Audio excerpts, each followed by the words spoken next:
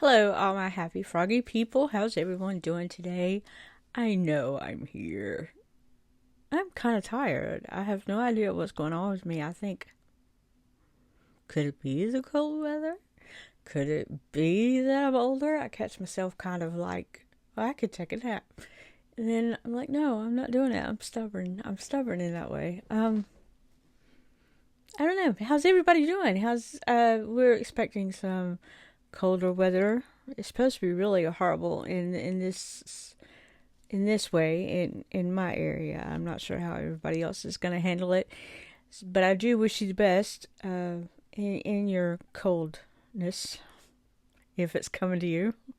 I'm not looking forward to it because we just got over a cold blast, and I'm not really looking forward to having that come again, especially on the weekends. I mean, we could do better things for the weekends, but I guess if it can be a weekend and nobody has to go to work, I feel like everybody can be safe. So, that kind of thing. How's everybody doing? Welcome to my corner. I am Cassie, and this is Cassie's Corner. We are in my corner, which is my safe place as far as crowds and having anxiety and that kind of thing. This is where I'd rather be, and I'm literally in a corner.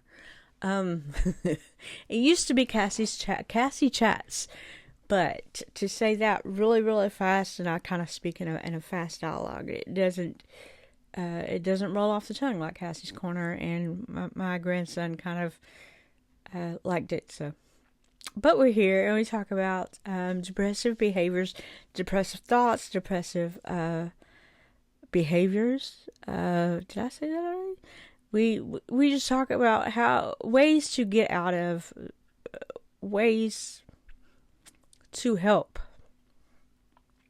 come out of those depressive thoughts and behaviors and anxiety things. I'm not an expert at anything. I'm not any kind of medical professional or anything like that. I have studied in the medical field, but that is about it.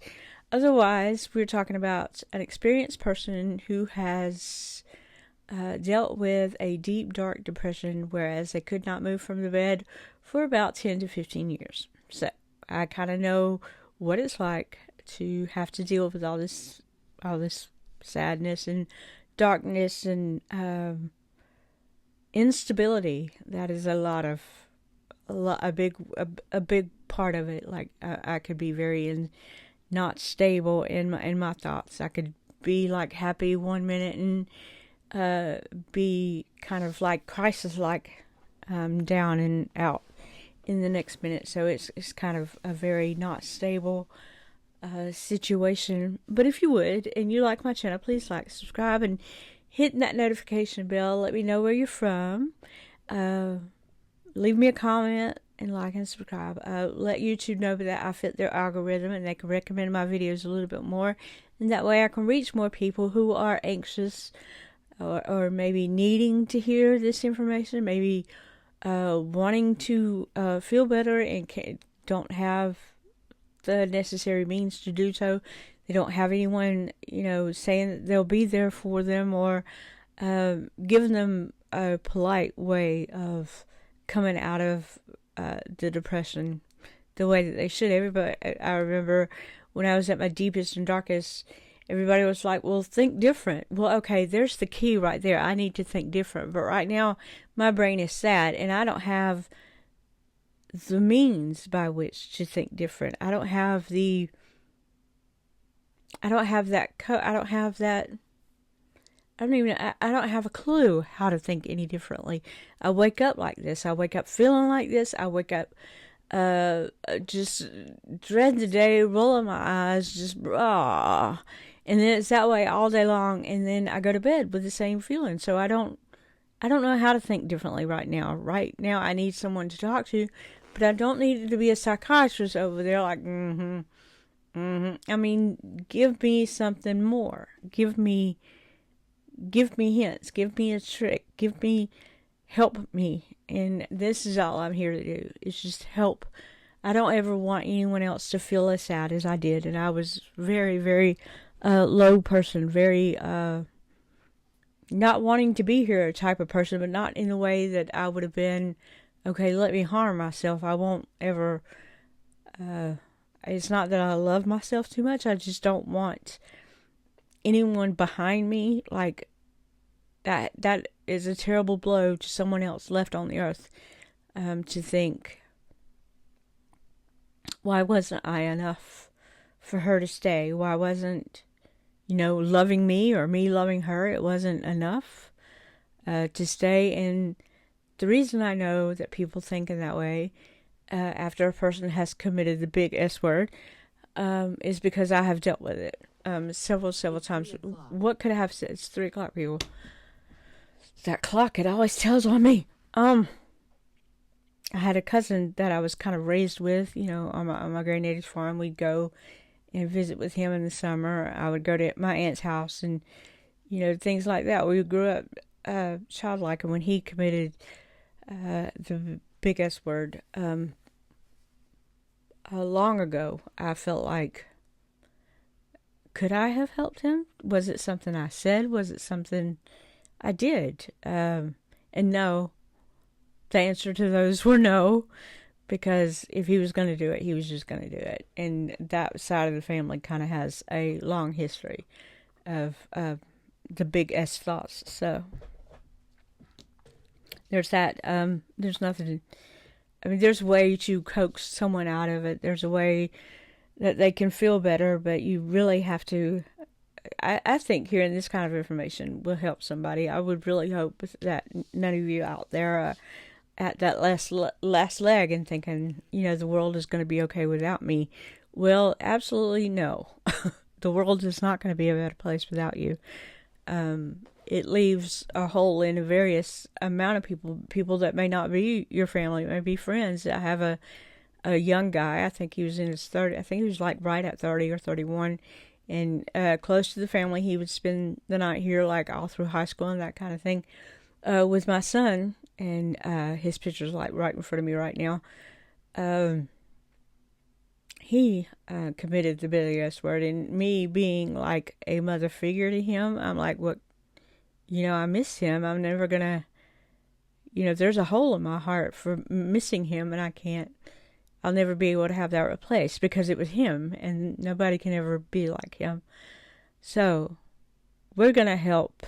I'm gonna try to help you to understand situations that you can control your brain. You can change the route of your thinking. It just takes a little time. And I think that this book that I'm going through with you right now, it's called The Daily Stoic. They have this theory that if you control your brain and control your thinking and control your anger and take everything that you can control and change it for the better, not only are you not going to hurt anybody else, but you can walk away from certain situations, maybe with an enemy or with a person that has, there's jealousy issues or combative kind of behavior or whatever. You can walk away and and that person's, dignity is intact. And it also can, like if you have an enemy, these are from ancient Stoics, ancient Romans, and ancient Greeks, and they used this philosophy in some of their wars. Now, their enemies would come at them, and how people taunt them, I'm better than you, and I'll lie about you about this, and they're expecting this person to get all riled up and want to fight and come out their door swinging, and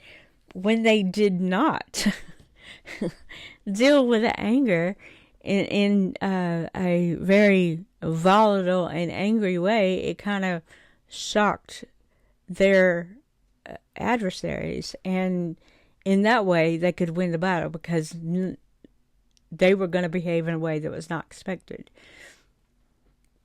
So I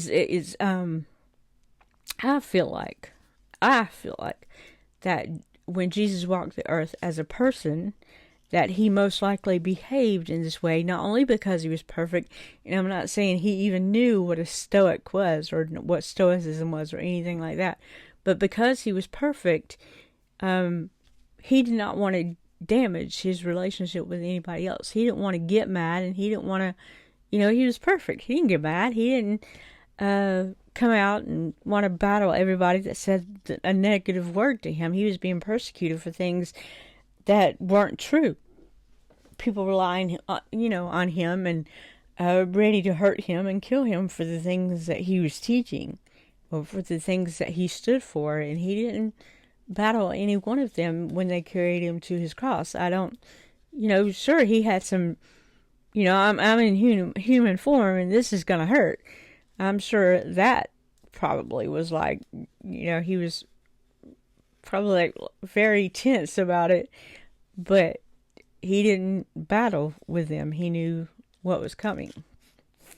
And his stoic like mind was like, okay, if this is what you got to do to sleep at night, just for over what I believe, then you do it. He wasn't fighting anybody. He wasn't trying to punch anybody out for treating him as bad as he did. I just don't see him screaming, maybe out in pain, but I just don't see him screaming and battling it with words. And I'm sure that kind of made people mad at him too, that he wasn't trying to bless them out for everything that they were worth for trying to hurt him. But he kept quiet. He knew that these things were coming.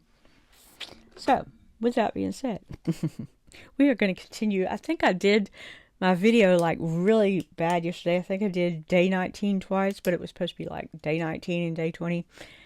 But, however, so we're on day 21, lesson 21 on January 21st.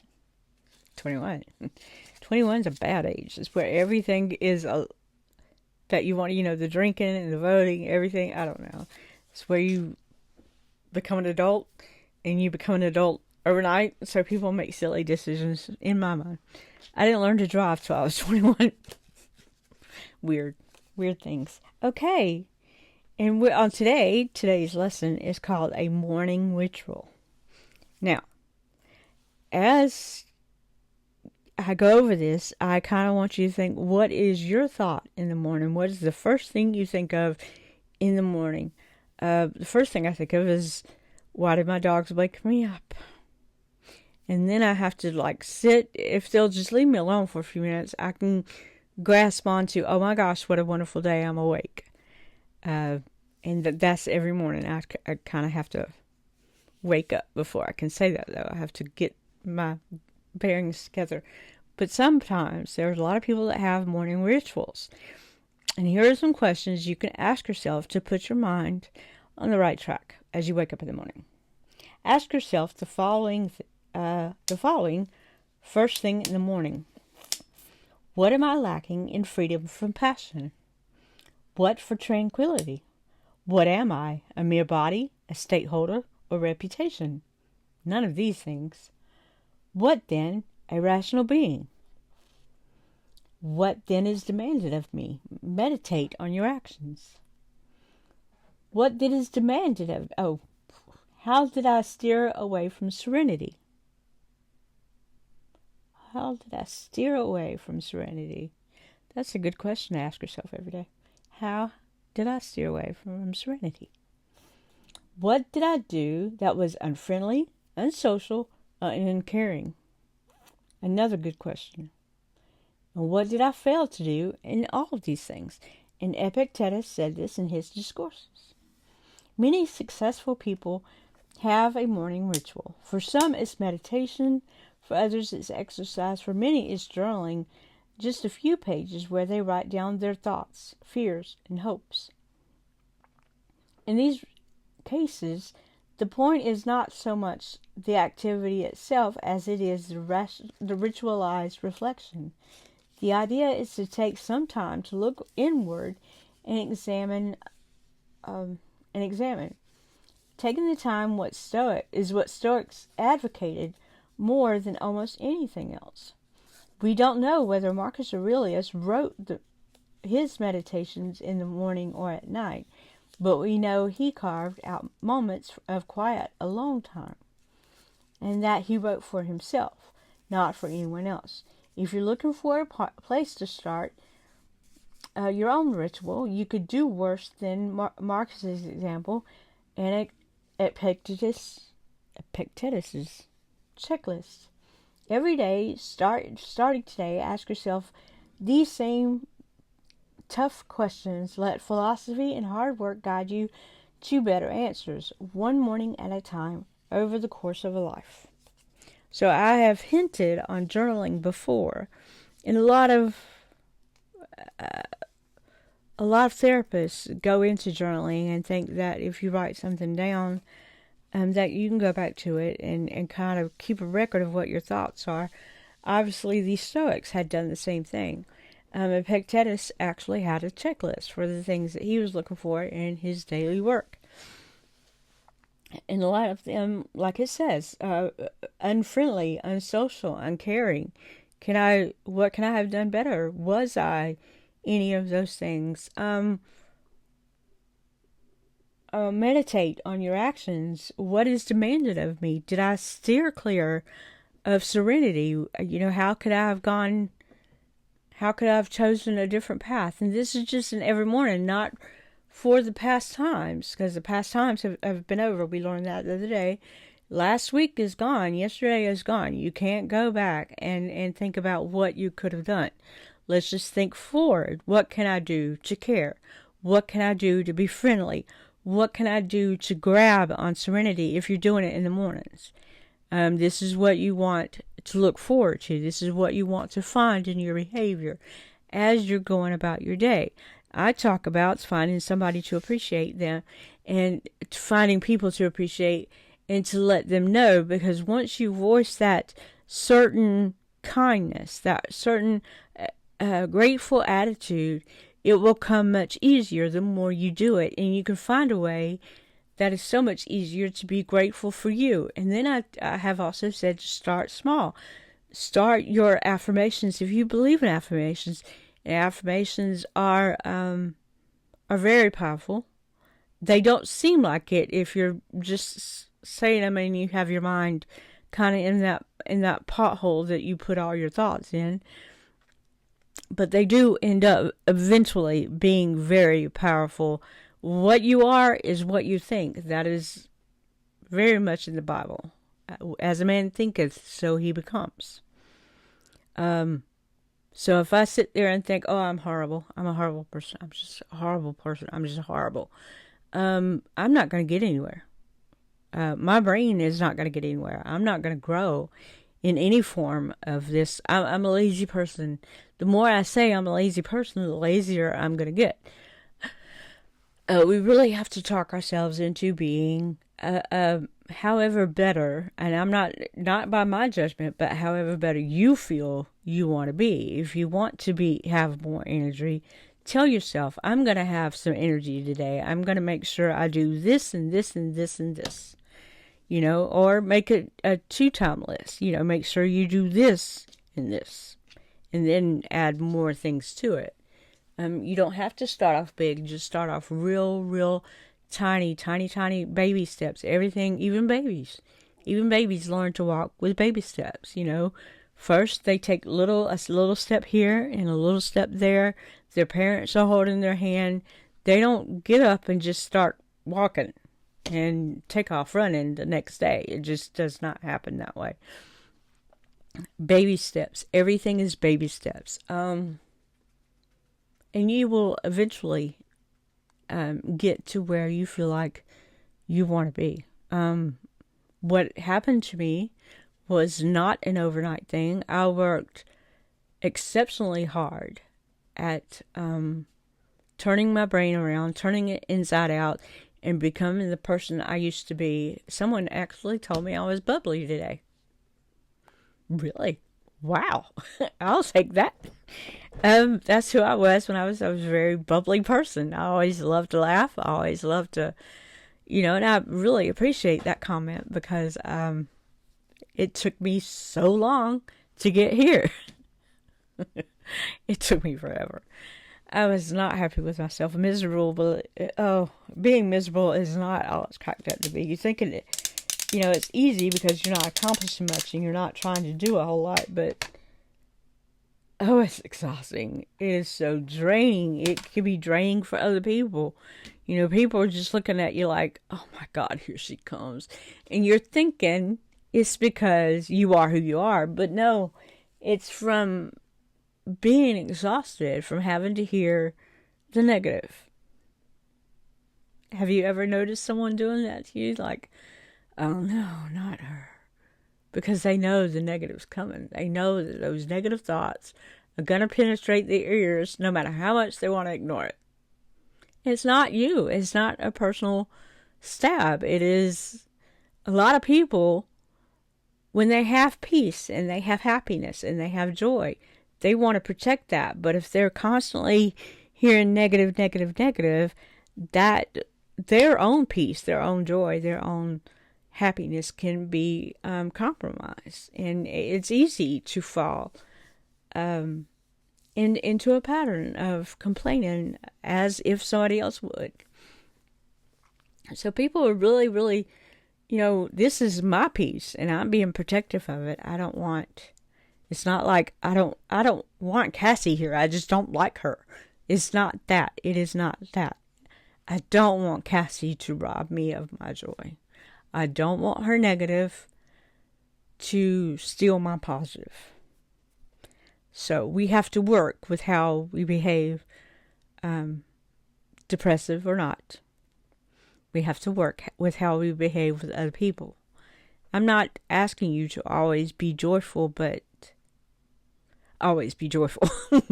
That's just, there's so much to be happy about. There's so much to be grateful for. There's so much, when you're happy, the sun shines brighter. The flowers have more color. Nothing is gray anymore. And I love color. I absolutely adore color. I used to say I don't have a favorite color because God made all the colors and He made them for me to see. And if I'm going to pick one color out of another color, that kind of just negates all His talent, all His artistry. So I really love color, but right now my favorite color is pink. So, I do love color though. I love all the colors, but right now my favorite color is pink. How's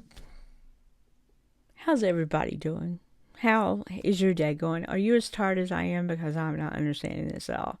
I think my dogs are just keeping me up, and it's just, they do wake me up. They have to potty at night, and I have to get up and let them out and things like that. I think it's just taking its toll on me. I'm not trying to be difficult. I'm really not.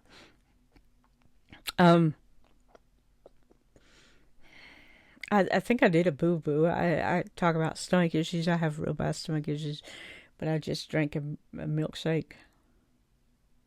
So maybe, I'm just praying, tomorrow will be a good day. Tomorrow's going to be a good day. Tomorrow's going to be a beautiful, wake up every day and say today's a beautiful day. Today's an awesome day. Today's a good day to have a good day. Just all the positive stuff. All the positive stuff. Give yourself affirmations, say them out loud. Make sure nobody else is around. Because they can think you're crazy. And I'm the person, I don't care. Today is awesome. Today is awesome. Today is awesome. And yeah, my spouse would be over there moaning like, really? Are we doing this again today? Yes. Today is awesome. Today is awesome. Today is awesome. We're doing this again. So those are my thoughts for you today. I hope you find that great big belly laugh and that you find somebody to appreciate. You find somebody that you can be kind to and let them know that you appreciate them, because like I said, if you give out that kindness just a couple of times, it becomes very addicting and you can learn to be nice to yourself. Being nice to yourself, loving yourself. If you love yourself, all the love in the world comes to you. You have to learn to love yourself. First and foremost, I used to think if nobody else can love me, then how can I love me? And that was such a backwards thinking. That was so backwards. I have to love me before anybody else can love me. I have to get up and get dressed and think positive about myself. Otherwise, nobody else in the world is gonna. How could I rely on somebody? How could I rely on such a gift that God gave me? How could I think of not loving it? This is my body that God loaned to me to be a person on this earth. how could I not love it? How can I not take care of it? This is God's gift to me. This belongs to God. It says so in the Bible. Your body belongs to God. So how do I think that's bad? How do I think that's wrong? Just a thought. It took a long, long time to get any positive thinking out of me. So, have a good day. I hope the weather finds you wonderfully. It looks like we're going to have some bad weather over the weekend. I know today's only Wednesday, but it's coming. I don't like the cold weather. But we'll get through it together. And I'm here. Don't forget, I do have an email account for you. It's Cassie's, with no apostrophe, Cassie's_corner at outlook.com. I'll just check my email just before I come on here, so I could address anything, but I'm having nothing. I do appreciate your comments. I did have a visitor today from Chicago. Hello, Chicago. I've never been there. I welcome all your comments. I welcome all your visits, and I welcome your subscriptions. I welcome it all.